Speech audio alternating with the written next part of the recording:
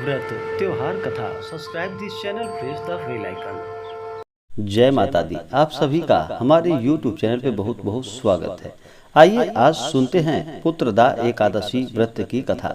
इसे पवित्रा एकादशी के नाम से भी जाना जाता है। यह व्रत श्रावण माह के शुक्ल पक्ष की एकादशी को पवित्रा पुत्रदा एकादशी का व्रत किया जाता है। यह व्रत सभी प्रकार के पापों को नष्ट करने वाला है और सभी प्रकार के सुख तथा समृद्धि को प्रदान करने वाला है। इस व्रत में भगवान विष्णु और माता लक्ष्मी का पूजन किया जाता है। तो आइए सुनते हैं पवित्रा पुत्रदा एकादशी व्रत की कथा। तो बोलिए प्रेम से भगवान विष्णु की जय, माता लक्ष्मी की जय। द्वापर युग के आरंभ में ही महिष्मती नाम की एक नगरी थी। उस नगरी में महाजीत नाम का एक राजा राज्य किया करता था। वह पुत्रहीन था, इसलिए वह सदा दुखी रहता था। उसे वह राज्य सुख और वैभव सभी कुछ बड़ा ही कष्टदायक प्रतीत होता था, क्योंकि पुत्र के बिना मनुष्य को इस लोक और परलोक दोनों में सुख प्राप्त नहीं होता है। राजा ने पुत्र प्राप्ति के लिए बहुत उपाय किए, किंतु उसका हर उपाय निष्फल रहा। जैसे जैसे राजा महाजीत वृद्धावस्था की ओर बढ़ते जा रहे थे, वैसे वैसे उनकी चिंता भी बढ़ती जा रही थी। एक दिन राजा ने अपनी सभा को संबोधित करके कहा, न तो मैंने अपने जीवन में कोई पाप किया है और न ही अन्याय पूर्वक प्रजा से धन एकत्रित किया है और न कभी देवता और ब्राह्मणों का निरादर किया है। मैंने प्रजा का सदैव अपने पुत्र की तरह पालन किया है, कभी किसी से ईर्षा भाव नहीं किया, सभी को एक समान समझा है।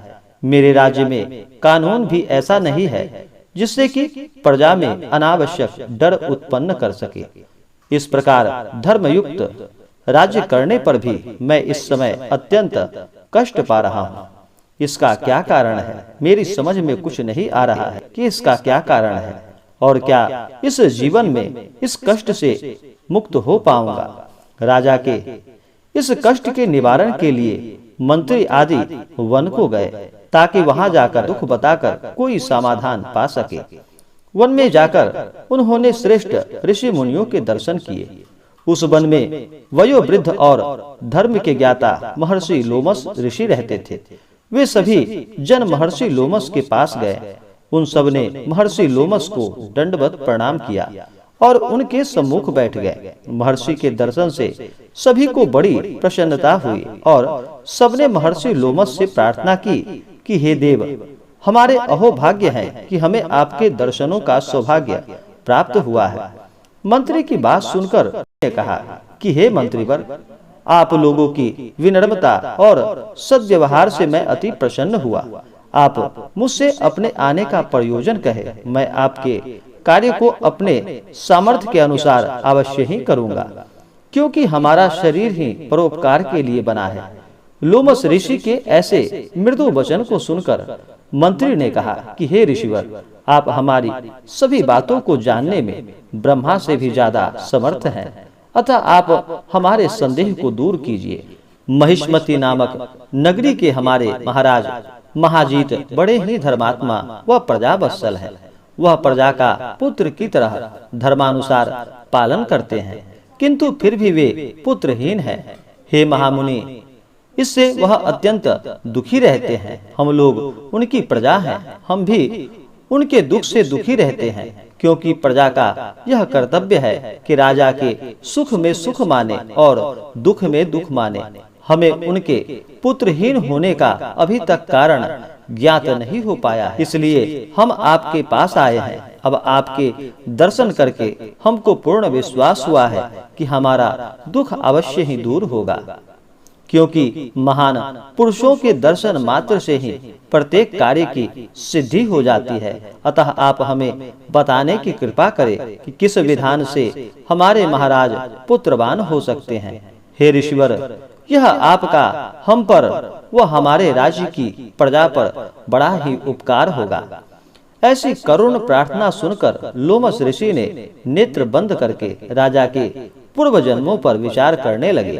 कुछ पलों के बाद उन्होंने विचार करके कहा कि हे भद्रजनों, यह राजा पिछले जन्म में अत्यंत उदंड था तथा बुरे कर्म किया करता था। एक बार ज्येष्ठ माह के शुक्ल पक्ष की एकादशी के दिन की बात है। यह 2 दिन से भूखा था। दोपहर के समय एक जलाशय पर जल पीने के लिए गया।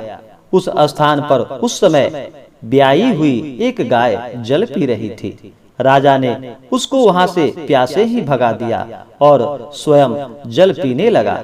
हे श्रेष्ठ पुरुषों, इसलिए राजा को यह कष्ट भोगने पड़ रहे हैं। एकादशी के दिन भूखा रहने का फल यह हुआ कि यह इस जन्म में राजा बना है और प्यासी गाय को जलाशय से भगाने के कारण पुत्रहीन है।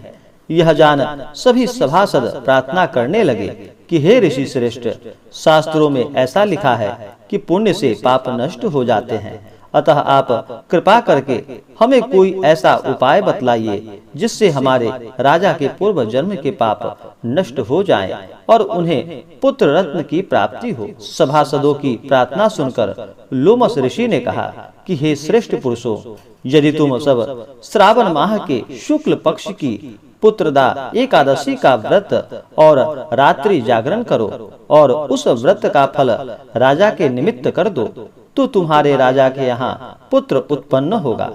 राजा के सभी कष्टों का नाश हो जाएगा।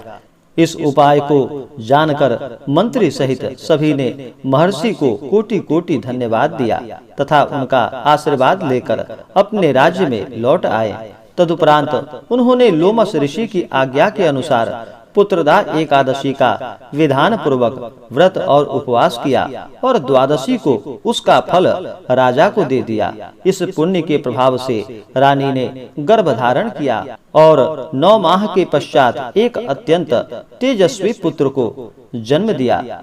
हे भगवान विष्णु, जिस प्रकार से आपने उस राजा के दुख और कष्टों को हर लिया, हे भगवान विष्णु, आपका जो भी व्रत करे, आपका जो भी कथा श्रवण करे, हे भगवान विष्णु, आप उनके भी सभी कष्टों को हर लेना और उन्हें सुख समृद्धि प्रदान करना। प्रेम से भगवान विष्णु की जय, माता लक्ष्मी की जय।